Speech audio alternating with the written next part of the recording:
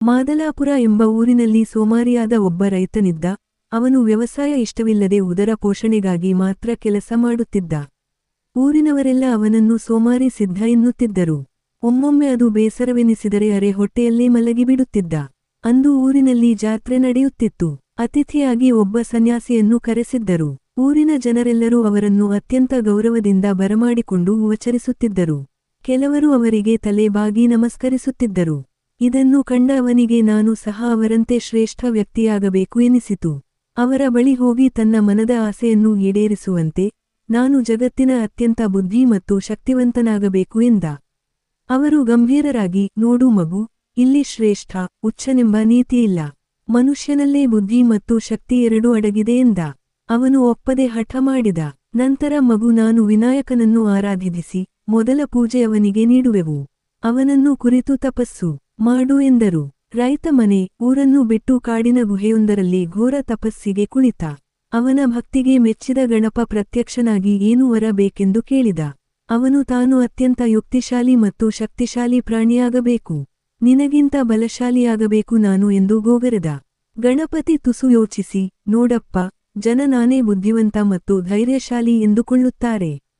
ಆದರೆ ಮೂರ್ತಿ ಚಿಕ್ಕದಾದರೂ ಕೀರ್ತಿ ದೊಡ್ಡದು ಎಂಬಂತೆ ನನ್ನ ಇಷ್ಟೂ ಮುಳ್ಳು ಹೊಟ್ಟೆ ಹೊತ್ತು ಇಡೀ ಭೂಲೋಕ, ದೇವಲೋಕ, ಪಾತಾಳ ಲೋಕವನ್ನು ಸುತ್ತಿಸುವವನು ನನ್ನ ಪ್ರಿಯ ಮೂಷಿಕ. ಅವನನ್ನು ಕೇಳಯ್ಯ ಎಂದು ಅದೃಶ್ಯನಾದ. ರೈತ ಇಲಿ ಬಳಿ ಹೋದಾಗ, ಯಾರು ನೀನು? ನನ್ನಿಂದ ಏನಾಗಬೇಕು ಎಂದು ಪ್ರಶ್ನಿಸಿತು. ಜಗತ್ತಿನಲ್ಲೇ ಅತ್ಯಂತ ಬುದ್ಧಿವಂತ ಮತ್ತು ಶಕ್ತಿವಂತ ಪ್ರಾಣಿ ನೀನೇ ಅಂತೆ, ಅದಕ್ಕೆ ನಿನ್ನಂತೆ ಆಗಲು ಬಂದೆ ಎಂದನು.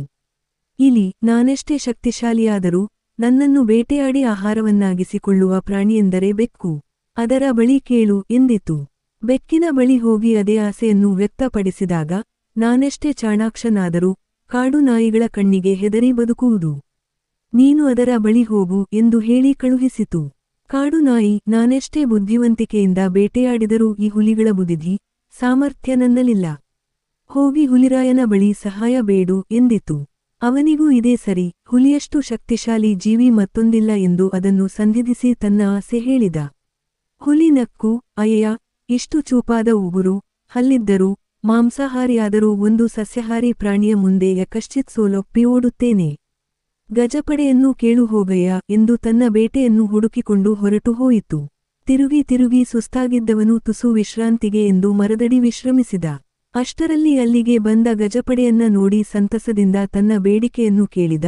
ನೀನು ಹೇಳುವುದು ಸರಿ, ನಾವು ಶಕ್ತಿಶಾಲಿಗಳು ನಿಜ.